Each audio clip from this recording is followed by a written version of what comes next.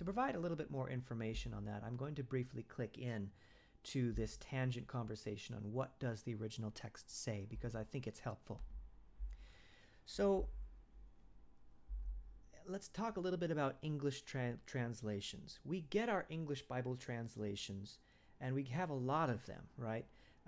The reason we have so many of them is because translation is difficult. It depends mainly on two factors. A translator needs to decide what they're trying to accomplish. Do they want to provide a word-for-word translation, where a Greek or Hebrew word has sort of a one-to-one translation to some English word? Or do they want to provide a thought-for-thought translation, where the idea that is encapsulated in the original text is what the translator is trying to bring into the English text? These lead to different approaches to translation, and is why an ESV, which is more of a word-for-word translation, would read differently from a New Living Translation, which is more of a thought-for-thought translation.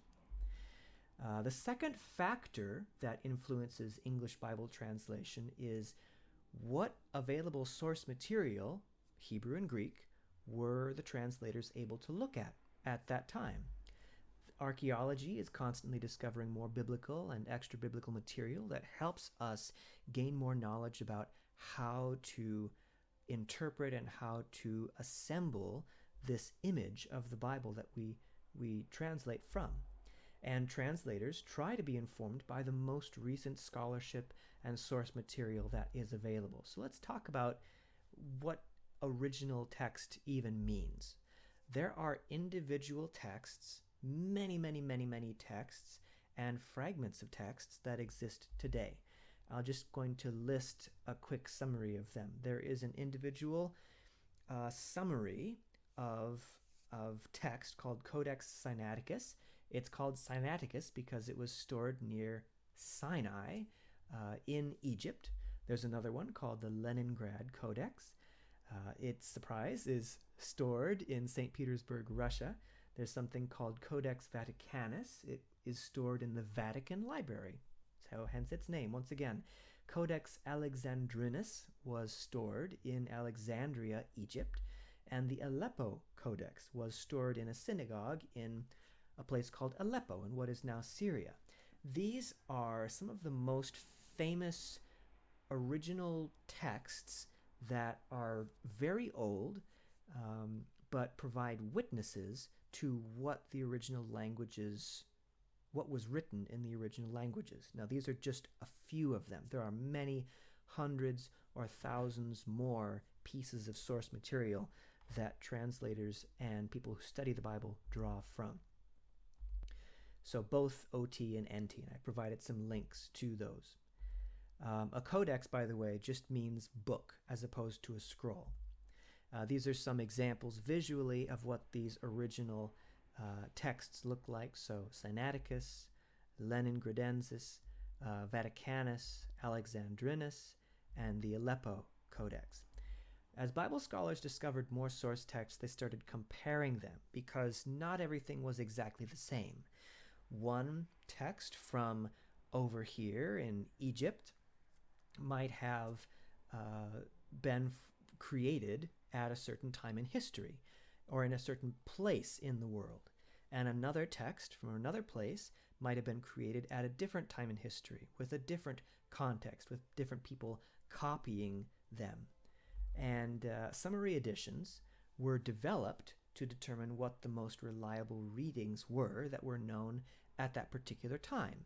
So with all these individual texts, which by and large do say the same thing, but may differ slightly in different places, people wanted to try and provide what's the most reliable reading? What's sort of like the best average of what all these texts are saying? So these helped and continue to help translators create English translations. The first one is what we might call Textus Receptus. This started being compiled in the 1500s and was used to produce the King James translation of the Bible.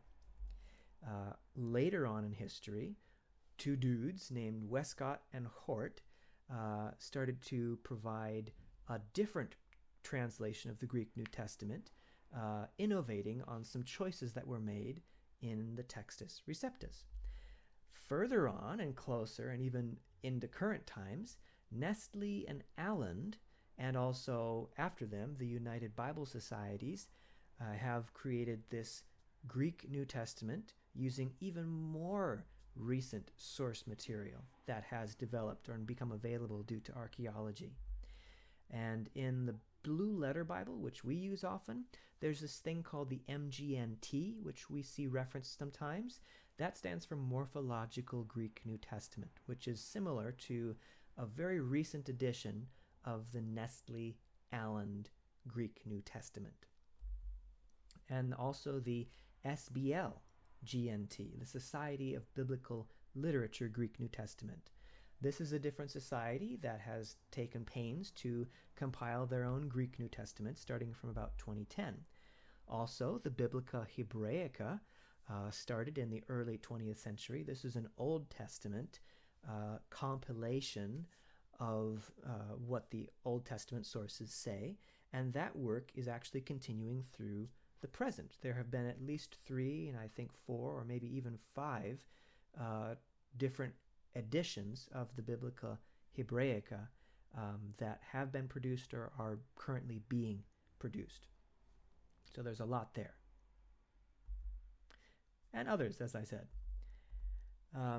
Just a summary, we do see some differences in the text of different compiled versions. So for instance, if we look at a passage in the English, Acts 18:17, we can read in our English translation, "Then all the Greeks took Sosthenes," and yada, yada, yada. All the Greeks has certain Greek words associated with it, which we're representing here with Strong's numbers, pas oi Hellenes. I have no idea if I'm pronouncing that correctly, but that basically translates to all the Greeks. So in the Greek compiled New Testament that was being drawn from to create this English translation, it had these Greek words in it. Now, KJV relied on this Textus Receptus, which was what the compiled New Testament was at that time. Keep in mind, this was in the 1500s and 1600s, so 500-ish years ago. A more recent translation called the NASB, or New American Standard Bible, might read, "And they all took hold of Sosthenes," when you read Acts 18:17. This is not a choice necessarily of the English translator. This is actually because there is a difference between these two Greek versions that the English translations rely on. They all is what is in here. So there's just one Greek word, G3956, which you see also in the other, in the Textus Receptus above, and it's just pas, and that Greek word just means all.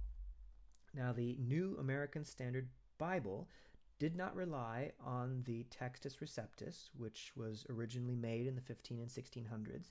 Instead, it relies on the MGNT, or the Nestle Alland 27th edition of the Greek New Testament, which I think was developed in the early 21st century, not too many years ago. So this is a much more recent version of the Greek New Testament, which has as its advantage access to much more recent scholarship and much more recent products of archaeology. And as such, it has chosen, the people who compiled this New Testament have chosen to say that just this "they all" is probably a more accurate or a more reliable translation that represents what probably the original intent was in this passage than the "all the Greeks."